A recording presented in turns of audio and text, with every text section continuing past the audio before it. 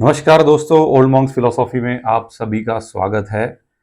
आप जानते ही है ओल्ड मॉन्क्स फिलॉसफी 2018 से यूपीएससी फिलॉसफी ऑप्शनल की तैयारी करने वाले स्टूडेंट्स के लिए एक मार्गदर्शक चैनल ऐसा बना रहा है, जिसमें से काफ़ी विद्यार्थी अपने अपने विषयों में सक्सेसफुल होके आज देश की सेवा कर रहे हैं। दोस्तों, लगभग 2-2.5 साल बाद मैं इस चैनल पे फिर से आ रहा हूँ। इसकी भी कोई वजह है। दोस्तों, पिछले 2-3 साल में मुझे देश के एक बहुत बड़े अच्छे एक संस्था में काम करने का मौका मिला, जहाँ पे खास करके राजनैतिक प्रशिक्षणों पे काम किया जाता है। दोस्तों, हम जानते हैं कि यूपीएससी के माध्यम से ब्यूरोक्रेसी और उसमें जाके हम देश को दिशा देना, देश को एक बदल लाना, चेंज लाना, जो हम चाहते हैं कि युवा होने के नाते कि देश में बदलाव आए, एक अच्छे लोगों की टीम देश को लीड करे, एक विजनरी लीडरशिप हमारे देश में डेवलप हो, ऐसा काफ़ी कुछ हम सोचते हैं। लेकिन जब मैं इस पॉलिटिकल ट्रेनिंग्स में उतरा, मैंने वहाँ पे काम किया, तो मैंने कई सारी चीज़ों को समझा बहुत नज़दीकी से। दोस्तों, ये मेरे लिए भी बहुत एक्सपीरियंशियल लर्निंग था, जिसमें मैंने बहुत सारी चीज़ें सीखी भी है और लोगों को सिखाई भी है। डेफ़िनेटली यूपीएससी का जो नॉलेज है, जैसा हम कई बार डिस्कस कर चुके हैं, वो बहुत यूज़फुल रहा है मेरी इस सारी जर्नी में। क्योंकि हमने हर सेक्टर की पॉलिसीज़ को पढ़ा हुआ होता है, उसकी हिस्ट्री को पढ़ा हुआ होता है, और हमारे देश में जो आने वाले सालों में हमारे देश का भविष्य कैसा हो, ये डिज़ाइन करने के लिए भी हमारे पास वो सारा डेटाबेस होता है। तो मेरे लिए ये एक विन-विन सिचुएशन थी, क्योंकि मैं यूपीएससी के बच्चों को पढ़ाने की वजह से, उनके संपर्क में रहने की वजह से मैंने ये सारा बहुत नज़दीकी से देखा था। उनको मार्गदर्शन करने की वजह से मुझे पता थे, उनके साइकोलॉजिकल इश्यूज़ भी हमने देखे थे। और इसी का कहीं न कहीं पे उपयोग मुझे जो है मेरे राजनीतिक प्रशिक्षणों में बहुत यूज़फुल मुझे नज़र आया। क्योंकि देश में ऐसे कई सारे लोग हैं, वो वॉलंटियरिंगली किसी भी पार्टी से जुड़ के देश के लिए कुछ करना चाहते हैं। उसमें पढ़ लिखे हुए लोगों से लेके तो डाउन ट्रोडन जितने गरीब हमें दिखते हैं, बट जिनमें वो एक गट्स है, एक कहते हैं ना, जिनको समाज में बदलाव लाने की एक आकांक्षा और इच्छा है, ऐसे लोगों को आप अगर देखते हो ना, तो सही में यू विल अमेज्ड कि उनमें कैसा एक डेडिकेशन होता है समाज के लिए, समाज के प्रति। उनके जो सवाल है, जो शायद न्याय प्रणाली हो या हमारी एक शासन व्यवस्था हो, वो सुन तक नहीं पाती, ऐसे ऐसे विषयों को लेके वो लोग आते हैं सामने। तो दोस्तों, ये मेरा जर्नी बहुत ही full of experiences रहा है. It was quite a surprising for few things like I have been through in the political trainings. तो इन सब से एक चीज मैंने जो देखी है कि पॉलिटिकल ट्रेनिंग्स की आवश्यकता देश में कितनी है। जी हाँ दोस्तों, शायद आपने कहीं तो सुना होगा कि पॉलिटिकल ट्रेनिंग्स ऐसा कॉमन ऐसा कुछ नहीं है हमारे देश में, है ना? कि इतना ऐसा, जैसे इंजीनियरिंग है या अलग एकेडमिक कोर्सेज को हम देखते हैं, वैसे पॉलिटिकल ट्रेनिंग के लिए वैसा कोई स्ट्रक्चर्ड ऐसा कोई करिकुलम हमें दिखता नहीं है, राइट? क्योंकि हर पॉलिटिकल पार्टी की आइडियोलॉजी अलग है और वो उसके अनुसार अपने अपने वॉलंटियर्स को, अपने अपने आर्मी को खड़ा करती है वो, राइट? तो मैंने कुछ पार्टी के लोगों के साथ भी काम करने का मुझे मौका मिला है, and the most important thing that I would like to say here is I have worked with the diverse political parties. It's not the one political party I have worked with. So मुझे एक diverse spectrum देखने मिला। Can you imagine this? I mean, this is the biggest the knowledge that I have got through all this experience. तो इसी के साथ मुझे कुछ अनुभव भी आए जो कटु थे, जो ऐसा लगता था कि हमारे देश का एक बड़ा सा वर्ग अपने पॉलिटिकल लीडर से इतना कुछ एक्सपेक्ट करता है, लेकिन जब उन पॉलिटिकल ट्रेनिंग्स में मैं उतरा और मैंने देखा कि उनकी क्या अवस्था है या उनको क्या चैलेंजेस है या उनमें विचार किस प्रकार के हैं, ये देख के मुझे थोड़ा सा ताज्जुब लगा कि अरे, लोग तो आपसे बहुत कुछ एक्सपेक्ट करते हैं। तो मैं उसके और गहराई में गया, तो मैंने सोचा कि क्यों ना हम इनमें से जो गिने चुने लीडर्स हैं, जो कभी चुन के आए थे या चुन के आने की उनके पॉसिबिलिटीज ज्यादा है, ऐसे लोगों से मैंने बातचीत शुरू की। Interestingly what I have came to know is कि इन लोगों से जब हमने वार्तालाप की, बात की, उनसे बैठ के कुछ समय बिताया, एक काइंड ऑफ पॉडकास्ट ही हुआ हमारा, जो अनरिकॉर्डेड था। लेकिन उस पूरे कन्वर्सेशन से मुझे एक बात पता चली कि उनके भीतर भी कई सारे ऐसे सवाल हैं जो जिसके जवाब कोई भी पॉलिटिकल ट्रेनिंग्स में उनको नहीं मिलते। Either either they have to take someone as their godfather, है ना? हम देखते हैं ना कि पॉलिटिकल करियर में कई सारे लोगों को हम ऐसा देखते हैं कि जिन्होंने किसी का हाथ पकड़ के वो ऊपर आए हैं और फिर उनकी पॉलिटिकल जर्नी स्टार्ट हुई है। तो इसी प्रकार से अगर कुछ लोगों को हमने अगर देखा तो हमें एक बात पता चलती है कि वो जो लोग थे जो जिनसे हमने चर्चा की, जिनसे हमने डिस्कस किया, तो ये बात समझ में आई है कि कई सारे लोगों के पास ना ऐसे खुद के अपने अपने साइकोलॉजिकल चैलेंजेस हैं, कई सारे ऐसे क्वेश्चंस हैं जिसको अभी तक उनके पास जवाब नहीं है। कई बार वो खुद बहुत अच्छे पढ़े लिखे, अच्छे घर से और अच्छे बैकग्राउंड से या अच्छे विजन से पॉलिटिक्स में आते हैं, लेकिन धीरे धीरे वो पूरे एक इकोसिस्टम का हिस्सा बन जाते हैं और उनको वो चीजें करनी पड़ती है शायद जो उनको पसंद भी ना हो। इससे डायरेक्टली हम ये तो नहीं कह सकते कि वो करप्ट हो जाते हैं, बट उन्हें वो जो चीजें उनकी मन में नहीं होता वो करना जब पड़ता है, तो वो फिर इस पॉइंट पे आके कहते हैं कि देखो, हर चीज मेरे ही मर्जी से हो ऐसा नहीं है, मुझे सारे संगठन का सोच के काम करना पड़ता है। तो मुझे ऐसा लगता है कि उनको मार्गदर्शन के लिए हमारे भारतीय ग्रंथ शास्त्रों में क्या दिया है, इसका अध्ययन मैंने शुरू किया।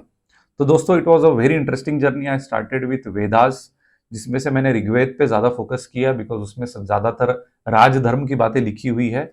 बट ऋग्वेद और वो वैदिक पीरियड का अगर डायरेक्टली हम अगर आज के डेट में कोरिलेट करने का प्रयास करें, तो थोड़ा सा उसमें प्रॉब्लम ये होता है कि वो बड़ा सा सिस्टमैटिक और that was a dawn of era kind of thing. तो उसमें बहुत ऐसी सारी चीजें थी जो शायद आज के डेट में नहीं थी, या आज का जो समय है उस समय के साथ कंपेयर डायरेक्टली करना इतना मुझे कोरिलेटिव नहीं लगा। लेकिन उसमें कई सारे ऐसे मुद्दे थे जिसका सारांश मैंने भगवत गीता में तो बहुत सारा कुछ मिल ही गया, लेकिन स्पेसिफिकली महाभारत के शांति पर्व में मुझे बहुत कुछ मिला। तो ऐसे चलते चलते मैंने जिस जर्नी में आदि शंकराचार्य को मैंने पढ़ा, चाणक्य तो हम फिलोसॉफी ऑप्शनल के सोशो पॉलिटिकल फिलोसॉफी में पढ़ते ही थे, तो वो भी मुझे चाणक्य की सप्तांग थ्योरी पता थी ऑलरेडी। तो ऐसे करते करते मैंने कुछ सीरीज देखे, कुछ मैंने बुक्स रेफर किए, कुछ लोग पढ़े, कुछ यूट्यूब के वीडियोस देखे, और उस माध्यम से मुझे ऐसा लगा कि पॉलिटिकल ट्रेनिंग्स में शांति पर्व का महत्व अनन्य साधारण हो सकता है। वाई? द रीजन इज, जब हम महाभारत के युग की बात करते हैं तो ऐसा कहते हैं कि कलयुग की शुरुआत हो चुकी थी, क्योंकि जिस प्रकार से वहां पे छल कपट से या द्वंद्व से या ईर्ष्या से जो जो हम आज भी कलयुग में देखते हैं, उसी प्रकार का वातावरण वहां से शुरू होते हुए हमको नजर आता है। सो कई सारी चीजें जो उस वक्त हुई थी वो आज कोरिलेटिवली हम डिस्कस या कोरिलेटिवली स्टडी कर सकते हैं, ये मुझे थोड़ा सा समझ में आया। इसलिए Shanti Parv found to be quite significant and useful for the present generation. तो व्हाट आई थॉट ऑफ कि शांति पर्व पे हम अच्छा एक सीरीज बनाए, जो लोग पॉलिटिकल करियर बनाना चाहते हैं उन तक मैं कैसे लेके जाऊं। So I found out a very simple and logical way to do it, and that is the crux behind this, the reason of Shanti Parva की है क्या एग्जैक्टली। तो दोस्तों, चलो मैं पहले उसके बारे में आपको अवगत कराता हूं कि जिन लोगों को नहीं पता शांति पर्व में क्या एग्जैक्टली है। महाभारत का युद्ध समाप्त होने के बाद जब एक ऐसा पीरियड था, बिकॉज हम ये भी जानते हैं कि पांडवों के बच्चों का भी वध उस महाभारत के युद्ध के अंत में हुआ था, तो एक सबका मन द्रौपदी से लेके 5 पांडवों का लेके इवन भगवान श्री कृष्ण का लेके ऐसे जो भी जीवित बचे थे इस द्वंद्व युद्ध से, उनके सबके मन की अवस्था बहुत ही ऐसी नेगेटिव सॉर्ट ऑफ हो चुकी थी, और वो किसी भी आउटकम को लेके इस युद्ध भूमि के या इस जो भी उनके साथ हुआ वो खुश नहीं थे। आप जान सकते हो कि अपने ही भाइयों का वध करना पड़ा, अपने ही निजी कई अच्छे लोगों का वध करना पड़ा, गुरु जैसे लोगों का वध करना पड़ा, गुरु द्रोणाचार्य हो, भीष्म पितामह हो, ऐसे जो जिनको एक आइडियल मानते थे पांडव, और उनमें उसके बाद फिर कई सारी चीजें बिटवीन दैट जैसे पता चलना कि कर्ण हमारे ही बड़े भ्राता है वगैरह वगैरह, ऐसी बहुत सारे रिविलेशंस जो हुए उस महायुद्ध में। तो उनका जो मन है स्पेसिफिकली 5 पांडव, और उसमें से भी स्पेसिफिकली युधिष्ठिर जो चक्रवर्ती सम्राट बनने वाले थे ये युद्ध समाप्त होने के बाद। चक्रवर्ती सम्राट का मतलब आज के डेट में हम प्राइम मिनिस्टर से कोरिलेट कर सकते हैं, जो top of all the Kings हम कह सकते हैं, महाजनपदों के भी राजा। तो इस प्रकार से युधिष्ठिर चक्रवर्ती सम्राट बनने वाले थे। तो उनकी जो मन की अवस्था थी वो बड़ी विकट सी थी। वो जानते थे कि अब तो राजा मैं ही बनने वाला हूँ। वो जानते थे कि अब मेरे ही विचारों से, मेरे ही आउट ऑफ माय ओन धर्म, प्रैक्टिसिंग ऑफ माय धर्म, the governance will be done in the society, और सारा राज्य कारभार जो है वो मेरे हाथ में आने वाला है। लेकिन मेरे मन में बहुत सारे अभी भी प्रश्न है और उसका मैं क्या करूं? यानी मुझे जब तक वो प्रश्नों के उत्तर नहीं मिलते, मैं तब तक ये राज्य कारभार कैसे लूं अपने हाथ में उसकी बागडोर और लोगों को सुशासन कैसे दूं, इस बड़े कश्मकश में युधिष्ठिर थे। ये बड़ा ही एक एक ट्रांसफॉर्मेशन का काल, ऐसा कुछ हम इसको कह सकते हैं, जो कि महत्वपूर्ण काल था। इसलिए जो भगवान श्री कृष्ण के पास युधिष्ठिर गए और उन्होंने कहा कि भगवान वासुदेव, मैं आपसे कुछ बात करना चाहता हूँ। जो युद्ध हो चुका है, चलो ये बात तो तय हो चुकी कि पांडवों ने युद्ध जीत लिया है, कौरवों की हार हो चुकी है, लेकिन इसमें मुझे कुछ मेरे मन में सवाल है और जब तक मुझे उन सवाल के जवाब नहीं मिलते, मैं नहीं सोच सकता कि मैं एक अच्छा राजा बन सकता हूं।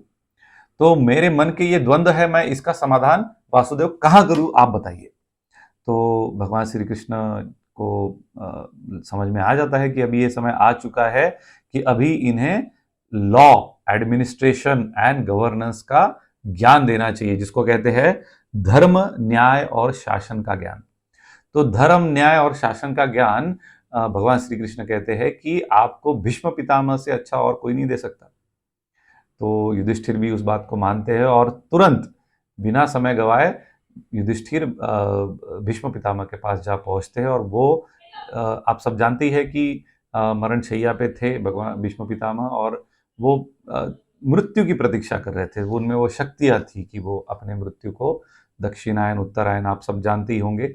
तो ये इस माध्यम से हम जानते हैं कि युधिष्ठिर उन तक पहुंचे और भीष्म पितामह और युधिष्ठिर के बीच में धर्म, शासन और न्याय व्यवस्था के विचारों से रिलेटेड जितने भी मन में शंकाएं थी युधिष्ठिर के, वो सारी की सारी शंकाएं उन्होंने भीष्म पितामह के सामने जाके रखी और उनसे समाधान प्राप्त किया और तब वे बने एक चक्रवर्ती सम्राट। तो शांति पर्व क्या है दोस्तों? शांति पर्व ये है जहां पे आपको युधिष्ठिर और भीष्म पितामह के बीच में जो सवाल जवाब हुए हैं, किससे रिलेटेड?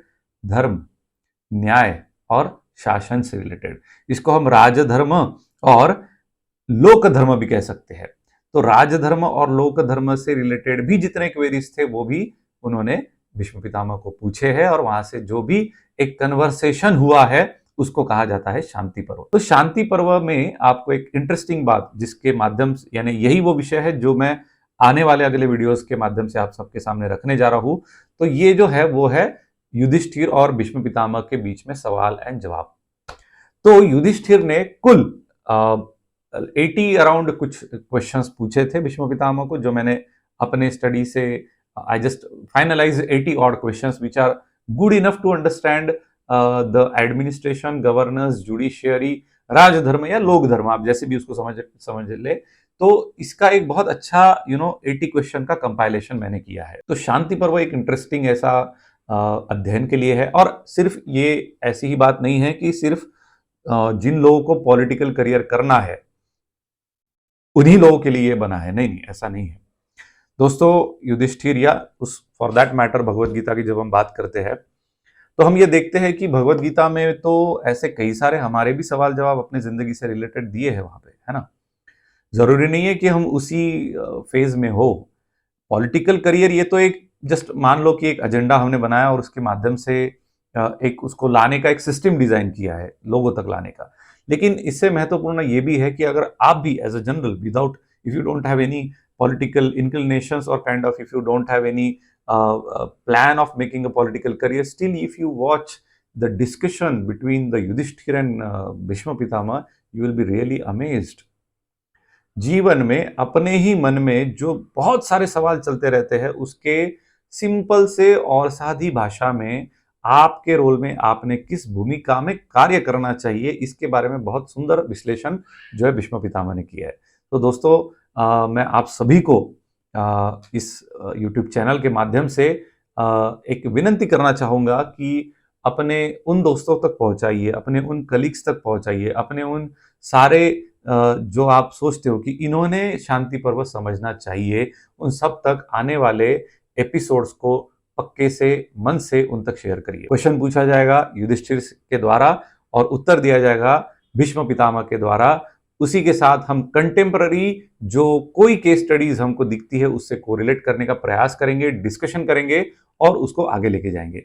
तो मेरा आपसे सभी से अनुरोध है कि इस एपिसोड्स में बने रहिए। आप भी इसमें से बहुत कुछ सीख सकते हैं और आने वाले समय में यू नेवर नो, है ना, देश बदल रहा है, बहुत तेज गति से सब कुछ बदल रहा है। हम देखते हैं कि हम खुद चाहते हैं कि पढ़े लिखे अच्छे घर के लोग इस देश को चलाएं, ताकि एक विजन मिले, ताकि एक अच्छा लीडरशिप हमारे देश को मिले और जिसके माध्यम से हम अपने देश को एक विकसित भारत बना पाए।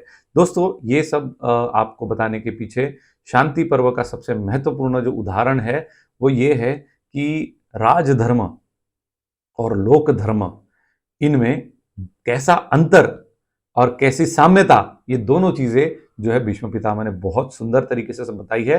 तो मैं आप सभी से फिर से एक बार रिक्वेस्ट करता हूं, बने रहिए हमारे आने वाले शांति पर्व के एपिसोड में। धन्यवाद।